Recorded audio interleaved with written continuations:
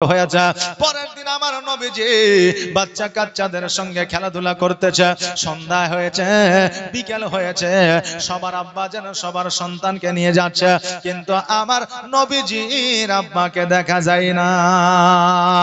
আমার নবীজি চিন্তা করে, আল্লাহ গো, আজকে সবার আব্বা সবাইকে কোলে উঠায় নিয়ে যায়, কারো আঙুল ধরে নিয়ে যায়, কাউকে কাঁধে নিয়ে যায়, কিন্তু আজকে আমার যে 6 বছর বয়স হয়ে গেল, আমার আব্বা আমাকে তো কোনোদিন কোলে নেয় না, আমার আব্বা আমাকে তো কোনোদিন চুম্বন করে না, আমার আব্বা আমার কাছে কোনোদিন আসে না, আজকে আমার আব্বা আমার আঙুলখানা ধরে না। আল্লাহ গো, আজকে আমার মাকে গিয়ে জিজ্ঞাসা করব, মা সবার আব্বাকে দেখা যায়, আমার আব্বা কেন দেখা যায় না? আমার নবীজি ওই জায়গা থেকে বাড়িতে গেলে, বাড়িতে যাওয়ার পরে আমার আমিনা রাদিয়াল্লাহু তাআলা আনহার আঁচলখানা আপনার ধরেছে। ধরার পরে আমার মা আমিনাকে বলতেছে, মা গো, আজকে আমি একটা তোমাকে কথা বলতে চাই। ও গো মা, বলো বলো, সেই কথার উত্তর কি আমি পাবো? আমিনা বলল, বেটারে বলো বলো, তুমি কি জিজ্ঞাসা করতে চাও?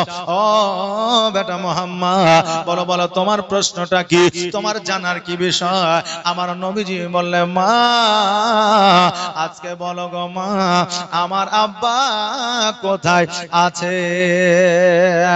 সঙ্গে সঙ্গে আমার আমিনা রাদিয়াল্লাহু তাআলা আনহার দুই চোখে যেন আপনার পানি চলে আসলো। আমিনা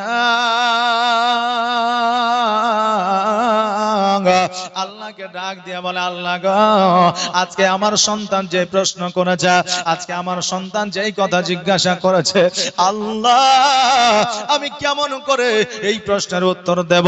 আমি কেমন করে আমার সন্তানকে বলবো তোমার আব্বা জগতের মধ্যে বেঁচে নাই? আমি কেমন করে বলবো তোমার আব্বা হায়াতে জগতের মধ্যে না?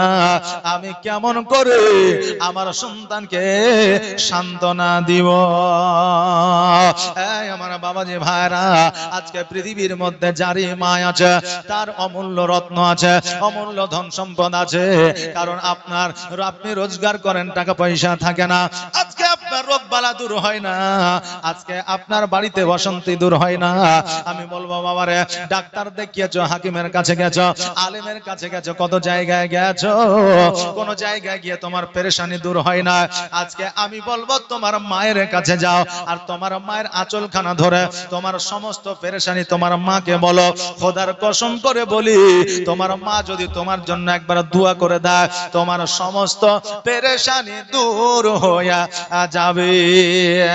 কারণ মায়ের চাইতে বড় দোয়া পৃথিবীর মধ্যে আর কারো হতে পারে না, আর মায়ের চাইতে বড় শান্তি কোন গাছের ছায়া তলে পাওয়া যায় না।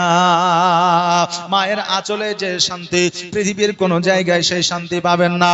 ও বাবাজি, আজকে ডাক্তার দেখালেন, হাকিম দেখালেন, ওঝা দেখালেন, গুণী দেখালেন, আলেম দেখালেন, একবার মায়ের কাছে যান আর মাকে দোয়া করতে বলে। আপনার মা যদি খাস দিলে দোয়া করে দেয়, আপনার সমস্ত পেরেশানি দূর হয়ে যাবে। জোরে বলেন সুবহানাল্লাহ। আমার নবীজি মাকে বলে, মা বলো বলো, আমার আব্বা কোথায় আছে? আজ পর্যন্ত আমার আব্বা কেন আমাকে একদিন কোলে নিল না? আজ পর্যন্ত আমার আব্বা কেন আমাকে চুম্বন করলো না? আজ পর্যন্ত আমার আব্বা কেন আমার আঙুলখানা ধরে নিয়ে গেল না? আজ পর্যন্ত আমার আব্বা কেন আমার গোসলটা বানায় দিল না? ওগো মা, আজকে যতক্ষণ পর্যন্ত আব্বা কোথায় আছে না বলবা, আমি নবী তোমার আঁচল ছাড়ব না। আর শিশু নবী কেন্দে কেন্দে মায়ের কাছে কয়, বলো বলো আম্মা জান, আমার আব্বা জান কোথায়? বলো বলো আম্মা জান, আমার আব্বা জান কোথায়? আর সন্ধ্যা বেলায় খেলার শেষে সব ছেলেদের পিতা এসে আমার খেলার সাথী ভাইদের সঙ্গে নিয়ে যায়। বলো বলো আম্মা জান আমার আব্বা জান কোথায়? শিশু নবী কেন্দে কেন্দে মায়ের কাছে কয় বলো বলো আম্মা জান আমার আব্বা জান কোথায়? আর ধাত্রী বাড়িতে যখন ছিলাম পিতাকে না দেখতে পেলাম। আর ধাত্রী বাড়িতে যখন ছিলাম পিতাকে না দেখতে পেলাম। আর বাড়িতে আসিয়া আমি দেখি না তাহার। বলো বলো আম্মা জান আমার আব্বা জান কোথায়? শিশু নবী কেন্দে কেন্দে মায়ের কাছে কয় বলো বলো আম্মা জান আমার আব্বা জান কোথায়? আমিনা রাদিয়াল্লাহু তাআলা আনহা বলে ও বেটা মুহাম্মদ আজকে তুমি যে কথা জিজ্ঞাসা আমাকে করেছো আমি কেমন করে তোমাকে বলবো? আজকে যে তোমাকে আমি বলবো সেই ভাষা আমি খুঁজে পাই না। আমার নবীজি বলে মা তুমি যতক্ষণ পর্যন্ত না বলবা, যতক্ষণ পর্যন্ত আমার আব্বা কোথায় আছে না শোনাবা, আমি অতক্ষণ পর্যন্ত আমি তোমার আঁচল ছাড়বো না। আমি না দুই চোখের পানি ছেড়ে দিয়ে বলে বেটা রে আজকে আমি যখন তোমার আব্বার কথা বলবো তুমি সহ্য করতে পারবে না, তোমার চোখের পানি আমি সহ্য করতে পারবো না। আমার নবী বলে মা গো বলো বলো জলদি করে বলো আমার আব্বা কোথায়? আমি না রাদিয়াল্লাহু তাআলা না দুই চোখের পানি ছেড়ে দিয়ে বলে বেটা আজকে তোমার আব্বা মাকামে আব্বা আরাম করতেছে, কেন না তোমার আব্বা আর জগতের মধ্যে বেঁচে না, তোমার আব্বা তোমার আর গোসল বানায় দিবে না, তোমার আব্বা তোমার কপালে আর চুম্বন করবে না, তোমার আব্বা তোমাকে আর কোনোদিন কাঁধে নিবে না, আজকে তোমার আব্বা কোনোদিন কোলে নিবে না, আজকে তোমার আব্বা তোমার কাছে আর কোনোদিন আসবে না। সঙ্গে সঙ্গে আমার নবীজি দুই চোখ দিয়ে অশ্রু ঝরে যায়। আমি না আমার নবীজিকে বুকের মধ্যে জড়ায়া ধরে বলে ও বেটা তুমি কাঁদিও না কাঁদিও না, কারণ তোমার কান্না আমি না সহ্য করতে পারি না। কেন না? কারণ একটা বাচ্চা একজন মা নিজের সন্তানকে যতটা ভালোবাসে পৃথিবীর কাউকে ভালোবাসে না। আর আজকে সন্তান বড় হইলে মনে হয় বাপ মায়ের চাইতে দুশমন জগতে আর কেউ নাই। এটা হয় কি হয় না? জগতের মধ্যে এখন 100-র মধ্যে 99টা ফ্যামিলিতে বাপের সঙ্গে সন্তানের মেল নাই, সন্তানের সঙ্গে বাপের মেল নাই। তাহলে বোঝা যায় যে বাপের চাইতে দুশমন ছেলের নাই, ছেলের চাইতে দুশমন বাপের নাই। বোঝা যায় কি যায় না? যাই বাবা। তাহলে যদি মহব্বত থাকতো বাপ মা সন্তানকে যদি ভালোবাসতো, সন্তান যদি বাপ মাকে ভালোবাসতো, এইরকম সমস্যা কেন, ঝামেলা কেন? কারণ হইল আজকে বর্তমানে মহব্বত আছে, বর্তমানে সবকিছু আছে, কিন্তু আমাদের ঈমান নাই, আমল নাই, আমাদের বিশ্বাস নাই, আমাদের শ্রদ্ধা নাই, সম্মান নাই। এই জন্য আজকে আমাদের ফ্যামিলিতে শান্তি নাই। আজকে বাবা যে ভাইরা নিজের মায়ের পেটের ভাইকে ভালোবাসি না, নিজের বোনকে আমরা ভাগ বুঝা দিই না, নিজের বাপ মাকে আমরা খেতে দিই না। আর ফিলিস্তিনের মুসলমানের উপরে অত্যাচার হলে আমরা চায়ের দোকানে গিয়ে বড় বড় লেকচার দিয়ে ফিলিস্তিনিতে মুসলমানের প্রতি অত্যাচার হয়েছে আর এরা দেখ কত ভালো মন্দ খায়া বেড়াচ্ছে। আজকে অমুক জায়গায় নবীর শানে গুস্তাকি হয়েছে আর আজকে ওরা দেখ বড় বড় বাতলিং করছে। এরকম বলনেওয়ালা চায়ের দোকানে আছে না নাই? আছে, কিন্তু আজকে তাদের খোঁজ নিয়ে দেখেন তার নিজের মায়ের পেটের ভাইকে সে দেখতে পারে না, কথা বলে না, রাগারাগি করে, মারামারি করে। বাবজি ভাইরা, যে নিজের মায়ের পেটের ভাইকে ভালোবাসতে পারে না, তার দ্বারা ফিলিস্তিনি মুসলমানের উপরে ভালোবাসা জাগবে? হবে? হবে না। আগে নিজের ভাইকে ভালোবাসো, প্রতিবেশীকে ভালোবাসো, হ্যাঁ, গ্রামবাসীকে ভালোবাসো, তবেই অন্য দেশের মুসলমানের প্রতি তোমার ভালোবাসা জাগবে। নিজেকে তো ভালোবাসতে পারলে না, অপরকে কি করে ভালোবাসবে? বাবাজি ভাইরা, আমার মায়েরা, তাই আজকে নিজকে আগে ভালোবাসতে হবে, তবেই অপরের প্রতি ভালোবাসা জাগবে। আমাদের মধ্যে, নিজেদের মধ্যে ভালোবাসা না, মনের মধ্যে আজকে আমাদের মানসিকতা না। এই জন্য আমাদের প্রত্যেকটা ফ্যামিলিতে এখন যুদ্ধ লেগে আছে। বেরাদার, যেই দিন আমরা শরীয়তের পথে চলতে পারবো, যেই দিন পুনরায় আমরা ইসলামের পথে চলতে পারবো, সেই দিন কোন পরিবারে অশান্তি থাকবে না।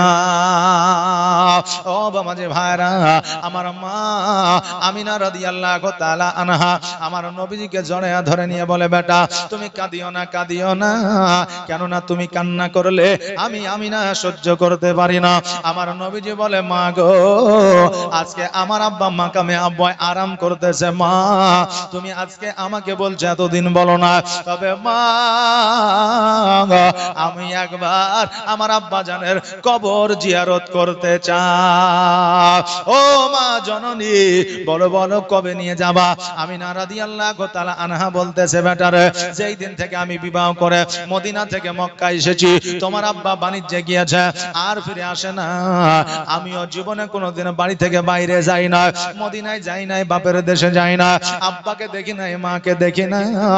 এখন আমার অভিভাবক আমার শ্বশুর আব্বা আব্দুল মুত্তালিব রাদিয়াল্লাহু তাআলা আনহু, অতএব বেটা মুহাম্মদ, আজকে তোমার দাদার অর্ডার ছাড়া, আদেশ ছাড়া আমি বাইরে বেরোতে পারি না। আর দেখেন মা আমিনা রাদিয়াল্লাহু তাআলা আনহা কেমন বৌমা ছিলেন, কেমন মহিলা ছিলেন, কেমন নারী ছিলেন। আজকে সংসারে সুখ এমনি আসে না রে বাবা, আজকে সংসারে অশান্তি এমনি হয় না। আজকালকার বউরা, স্বামী আছে বিদেশে, ওই বউ বার হইয়া চলে গেল বাপের বাড়ি, ফোন করে স্বামীকে বলল, হ্যাঁ গো আমি তো বাপের বাড়ি চলে এসেছি, তোমার আব্বা আমাকে বলা হয়নি, তুমি একবার ফোন করে বলে দিও। মানে ও বাড়িতে থেকে ওর শ্বশুর শাশুড়িকে বলার সময় পাইনি, বাপের বাড়িতে গিয়ে শ্বশুর বরকে অর্থাৎ স্বামীকে ফোন করে বলছে, তোমার আব্বা আমাকে বলে দিও আমার বাপের বাড়ি এসেছি বেড়াতে। বলেন ওই বাড়িতে, ওই সংসারে সুখ থাকবে? থাকবে? থাকবে না। বাপজি, আমাদের চলাফেরার ভুল আছে, এই জন্য পরিবারে অশান্তি চলাফেরার কারণও হয়, শুধু দোষে হয় না বাবা। এই আমার মা বোনেরা, তোমরা আমিনার যা, তোমরা খাদিজার যা, তাদের জীবনে একটু লক্ষ্য করবে, প্রতিবেশীর সঙ্গে কেমন করে চলতে হবে, শ্বশুর শাশুড়ির সঙ্গে কেমন করে চলতে হবে, স্বামীর সঙ্গে কেমন করে চলতে হবে, আজকে সন্তানের সঙ্গে কেমন করে চলতে হবে, সব অ্যানসার সেই জায়গা থেকে তুমি পেয়ে যাবে। আমার আমিনা বলল, বেটা রে, তোমার দাদার অর্ডার ছাড়া আমি বাইরে যেতে পারবো না। আমার মুহাম্মদ রাসূলুল্লাহ সাল্লাল্লাহু তাআলা আলাইহি ওয়াসাল্লাম বললেন, মা গো, আদেশ নেওয়ার দায়িত্বখানা হলো আমার, অর্ডার নেওয়ার দায়িত্বখানা হলো আমার। নবী আমার গুটি গুটি পায়ে আব্দুল মুত্তালিবের কাছে পৌঁছালেন। আব্দুল মুত্তালিবকে যায়া বলেন, দাদা আমার আব্বা জগতের মধ্যে নয়, এটা আমি বুঝে গিয়েছি, জেনে গিয়েছি, আমার মা আমাকে বলে দিয়েছে, তবে দাদা গো, আমি একটা রিকোয়েস্ট আপনার কাছে রাখতে চাই, আবেদন একটা রাখতে চাই। আমার আব্দুল মুত্তালিব বললে, কি? বলে, আবেদনটা হলো এই, আমার আব্বা জানের কবরটা জিয়ারত করতে চাই। আব্দুল মুত্তালিব বলল, মুহাম্মদ, যখন তুমি জেনে গিয়েছো, বুঝে গিয়েছো, যখন তুমি যাইতে চাও আমি তোমাকে বাধা দিব না, তবে পোতা আজকে তোমাকে আমি বলে যা, আজকে তুমি যখন মাকামে আবওয়ায় যাবে, তোমার মাকে সঙ্গে করে নিয়ে যাও, একবার মদিনার মধ্যে প্রবেশ করিও, মদিনায় তোমার নানা নানি আছে, তোমার নানা নানির সঙ্গে সাক্ষাৎ করে নিও, আসার সময় মাকামে আবওয়া দিয়ে বাড়ি চলে আসিও। আমার নবীজি বললেন, ঠিক আছে দাদা। আমার আব্দুল আব্দুল মুত্তালিব বলে কবে যাবা? বলে দেরি নয়, আগামী কালকে রওনা হয়ে যাব। আব্দুল মুত্তালিব বলল মুহাম্মদ আগামী কালকে তোমরা সকালবেলা রওনা হয়ে যাবা, আমি একটা দাসী দিয়ে দিব যাতে তোমাদের সুবিধা হয়, তোমাদের যেন কোনো অসুবিধা না হয়। সকালবেলা আমার মা আমিনা রাদিয়াল্লাহু তাআলা আনহা কিছু খাবার পোশাক আর আশাক যেন আপনার একটা কাপড়ের মধ্যে বেঁধে নিয়েছে। বেঁধে নেওয়ার পরে আমার নবীজির আঙুলখানা ধরে যেন আপনার উটের কাছে চলে আসছে। দেখতেছেন যেন আব্দুল মুত্তালিব কাবা ঘরের মধ্যে হিলান দিয়া ডুকরে ডুকরে যেন কান্না করতে আছে। আমিনা আব্দুল মুত্তালিবকে যাইয়া বলে আব্বা গো আজকে আপনি কেন এইভাবে কান্না করে? আপনার কান্না আমি আমিনা সহ্য করতে পারি না। আব্বা গো আপনি যদি বারণ করেন আমি মক্কায় মদিনায় যাব না, আপনি যদি বারণ করেন আমি মাকামে আবওয়ায় যাব না। ও গো আব্বা জান আপনি আর কান্না করিয়েন না। আব্দুল মুত্তালিব বলল ও আমিনা শোনো রে, আজকে তোমার যাওয়ার জন্য আমি কাঁদি না, আমার পোতা মুহাম্মদকে আমি বেশি দিন ছেড়ে থাকতে পারি না। আজকে মদিনায় যাবে, মাকামে আবওয়া যাবে, আসতে তোমাদের দেরি হবে। আজকে মুহাম্মদকে দেখিয়া ভাবিয়া আমি আব্দুল মুত্তালিব কাঁদতেছি। তবে আমি না তোমাকে বারণ করব না রে মা, যাও যাও মদিনায় যাও, মাকামে আবওয়ায় যাও, কিন্তু বেশি দিন দেরি তুমি করিও না। 5টা দিনের মধ্যে তুমি মক্কায় ফিরে আসো। এই 5 দিনের মধ্যে যদি মক্কায় ফিরে না আসো আমি আব্দুল মুত্তালিব আমার কি হবে আমি নিজেই জানি না। আমিনা রাদিয়াল্লাহু তাআলা আনহা বললে আব্বা গো আপনি যেটা বলবেন সেটাই হবে, 5 দিনের মধ্যে মক্কায় ফিরে আসব। দাসীকে লইয়া আমার নবীজিকে লইয়া উটের পৃষ্ঠে যেন চেপে গেল, উটের লাগামখানা ধরে টান দিল, উট যেন মদিনার পথে রওনা হয়ে গেল। এবার মদিনায় পৌঁছে যাওয়ার পরে আব্দুল ওয়াহাব জোহরের বাড়ির কাছে যাইয়া দেখা ওই জায়গায় আব্দুল ওয়াহাব জোহরের বাড়ি নাই, ওই জায়গাটা যেন খালি হয়ে গেছে। অনেকক্ষণ দাঁড়ায় আছে মদিনার মানুষেরা, 1 পা 2 পা করে এসে ওই জায়গায় যেন দাঁড়িয়েছে। আপনার গ্রামে যদি একটা অপরিচিত লোক, নতুন মুখ, নতুন মানুষ যদি এসে দাঁড়ায়, কোটি কোটি পায় 1-2 করে মানুষ আসে, জিজ্ঞাসা করবে না যে ভাই তোমার বাড়ি কোথায়? করবে না? জিজ্ঞাসা করবে। আমিনাকে দেখছে অনেকক্ষণ দাঁড়িয়ে আছে, কোটি কোটি পায়ে মদিনার মানুষেরা আমিনার কাছে আসিয়া বলতেছে গো মা আজকে এই জায়গায় তুমি অনেকক্ষণ দাঁড়িয়ে আছো, কি নাম তোমার, বাড়ি কোথায়, কি ব্যাপার, কি বিষয়বস্তু? আমিনা রাদিয়াল্লাহু তাআলা আনহা বলতেছে গো মদিনাবাসীরা আজকে এই জায়গা আব্দুল ওয়াহাব জোহরের বাড়ি ছিল, ওই আব্দুল ওয়াহাবের বাড়িটা কোথায়? মদিনার মানুষেরা বলছে শোনো গো আজকে এই জায়গা আব্দুল ওয়াহাবের বাড়ি ছিল এটা ঠিকই, কিন্তু আব্দুল ওয়াহাব আর বেঁচে না। বলে তার বিবি, তার স্ত্রী, তার অর্ধাঙ্গিনী, বলে তার অর্ধাঙ্গিনীও বেঁচে না। আমিনা নজর নয়নে 2 চোখের পানি ছেড়ে দিয়ে কান্দে আল্লাহ গো আমার আব্বা আম্মাকে শেষ দেখা একবার দেখতে পাইলাম না। মদিনাবাসীরা বলতেছে আমিনা তুমি কেন কাঁদতেছ?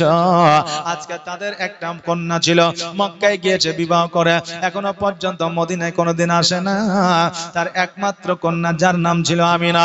আমার আমিনা রাদিয়াল্লাহু তাআলা আনহা ডাক দিয়া বলে শোনো রে মদিনাবাসীরা আজকে ওই আব্দুল ওয়াহাব জোহরের কন্যা আমিনা আর অন্য কেউ নয়, আমি হলাম সেই আমিনা। জোরে বলেন সুবহানাল্লাহ।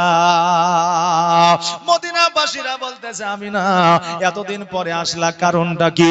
আমিনা বলতেছে শোনো গো আমি বিবাহ করে মক্কায় গিয়েছি, আমার প্রাণের স্বামীকে হারিয়েছি, আমার স্বামী নাই রে, আমার স্বামীও জগৎ ছেড়ে পরজগৎ গমন করেছে।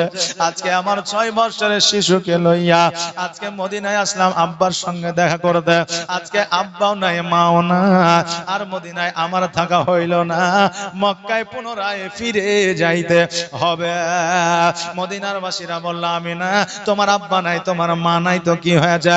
আজকে তোমার যতদিন মন চায় মদিনাতে থাকো, আমরা তোমার খিদমত করব, আমরা তোমার মেহমানদারি করব। জোরে বলেন সুবহানাল্লাহ।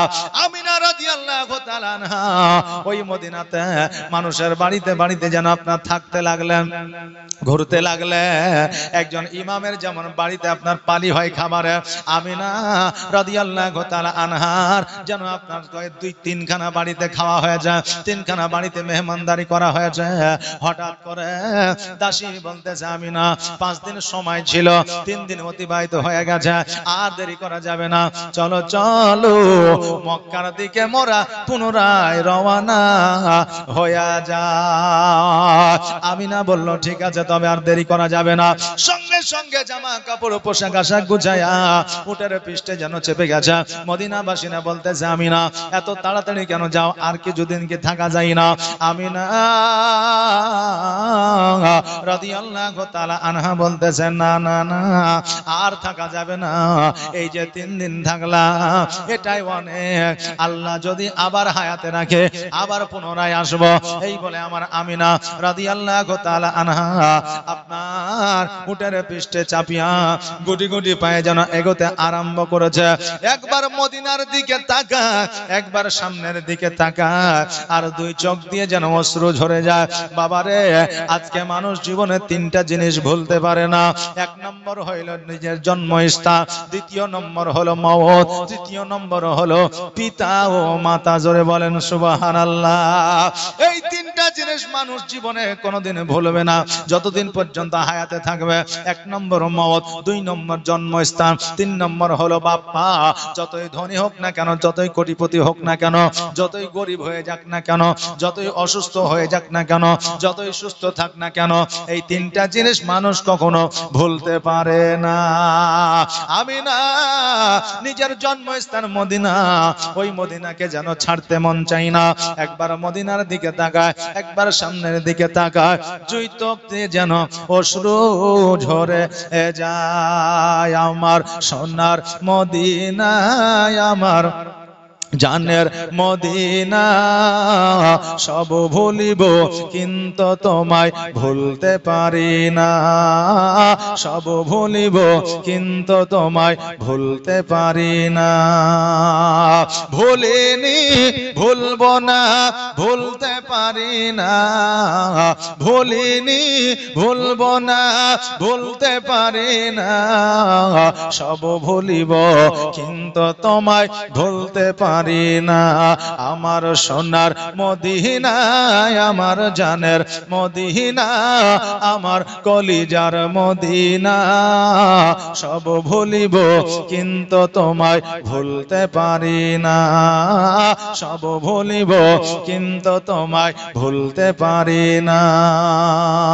ইয়াসরিব নামে তুমি ছিলে অলক্ষণের দেশ, বড়ই মারা তোকে যে ছিল তোমার পরিবেশ। ইয়াসরিব নামে তুমি ছিলে অলক্ষণের দেশ, বড়ই মারা তোকে যে ছিল তোমার পরিবেশ।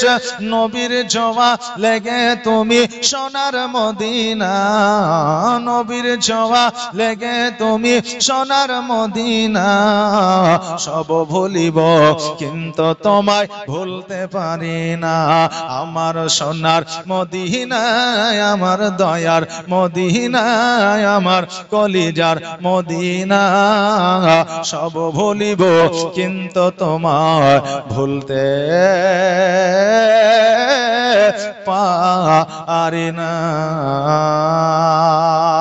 আল্লাহুম্মা সাল্লাল্লাহু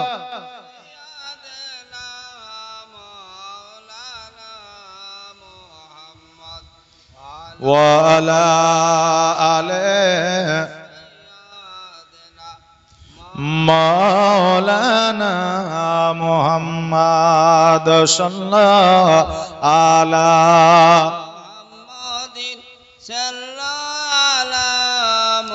محمد हरदम ज़बान से निकालो पाक नामे मोहम्मद, हरदम ज़बान से निकालो शफियाना।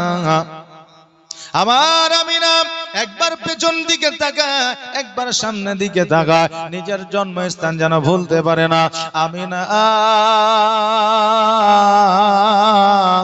দুই চোখ দিয়ে যেন অশ্রু ঝরে যায়। আমার নবীজি বলে, মা গো তুমি কাঁদিও না, কাঁদিও না, কেননা তোমার কান্না আমি নবীজি সহ্য করতে পারি না। কিছু দূর যাওয়ার পরে ডান দিকে একটা রাস্তা, বাম দিকে একটা রাস্তা, সম্মুখে একটা রাস্তা, পেছন দিকে একটা রাস্তা। আমার মা আমিনা বলতেছে, মোহাম্মদ কোন রাস্তা হয়ে যাব বলো, কোন রাস্তা হয়ে গেলে ভালো হয়? আমার নবীজি বললে, মা আসার সময় আমরা কোন পথ হয়ে এসেছিলাম? বলে আমরা ডান দিক দিয়ে এসেছিলাম। বলে, মা গো চলো এবার আমরা বাম দিকে রাস্তা হয়ে যাব। এবার বাম দিকে রাস্তা হয়ে যখন চলতে আরম্ভ করলে, কিছু দূর যাওয়ার পরে দেখছে যেন ওই মাকামে আবুয়া যেন দেখা যায়। আমিনা রাদিয়াল্লাহু তাআলা আনহা আমার দয়ার নবীজিকে বলতেছে, মুহাম্মদ ওই দেখো মাকামে আবুয়া চলে এসেছি, তোমার আব্বা জানে কবরের জায়গায় চলে এসেছি, তোমার আব্বা যে জায়গায় আরাম করতেছে ওই জায়গায় চলে এসেছি। ও মুহাম্মদ চলো চলো তোমার আব্বা জানের কবরটা জিয়ারত করবে। ওনারা আবার ঘোড়া আবার উটের পৃষ্ঠে চেপে মক্কায় চলে যাব, তোমার আব্বাকে একবার দর্শন করে নাও। এই বলে গুটি গুটি পায়ে যখন মাকামে আকবর দিকে এগোতে লেগেছে, হঠাৎ করে আমিনার গায়ে যেন কোথা থেকে উড়ে যেন জ্বর চলে আসলো। আমিনা যেন কাতর হয়ে গেল, আমিনা যেন সঠিকভাবে কথা বলতে পারে না, উটের পৃষ্ঠে থেকে যেন নামতে পারে না, শরীরটা যেন আপনার গরম হয়ে গেছে, শরীরটা যেন আপনার আগুন ধরে গেছে। এবার আমিনা রাদিয়াল্লাহু তাআলা আনহা দাসীকে ডাক দিয়ে বলতেছে, দাসী রে আমার এই কথা আমার সন্তানকে বলিও না, মুহাম্মদকে বলিও না, কারণ আমার সন্তান আমার কষ্ট সহ্য করতে পারবে না। উটের পৃষ্ঠে থেকে যখন নামতে যাচ্ছে যেন বাবা নামতে পারে না। নবী আমার বলতেছে, মা গো তোমার কি কষ্ট হয়? কষ্ট হয়, তুমি কেন এই রকম করতে লাগলে? আমি না মনে মনে ভাবছি, আল্লাহ গো আমি যদি আমার কষ্টের কথা আমার সন্তানকে বলে দিই, আমার সন্তান কষ্ট পাবে, আর আমার সন্তান যদি কষ্ট পায় আমি না সহ্য করতে পারবো না। আমি না বলতেছে, বেটারে আজকে আমার কোনো কষ্ট হয় না, ও মুহাম্মদ যাও যাও যাও তোমার আব্বা জানের কবরটা একবার জিয়ারত করে এসো। মা কাকে বলে দেখা, নিজের কষ্ট নিজের বুকের মধ্যে চেপে রেখে দিয়ে সন্তান কষ্ট পাবে বলে সন্তানকে বলে না। আরে বাবা, যেই মা সন্তানকে শুকনা জায়গায় রাখিয়া ভিজা জায়গায় মা শুয়েছে, যেই মা 10টা টাকা গোছায় রেখেছে সন্তানকে কলেজে যাওয়ার জন্য দিয়ে দিয়েছে, যেই মা পছন্দ মতো খাবার খাইতে পারে না সন্তানকে খাওয়ায়া দিয়েছে,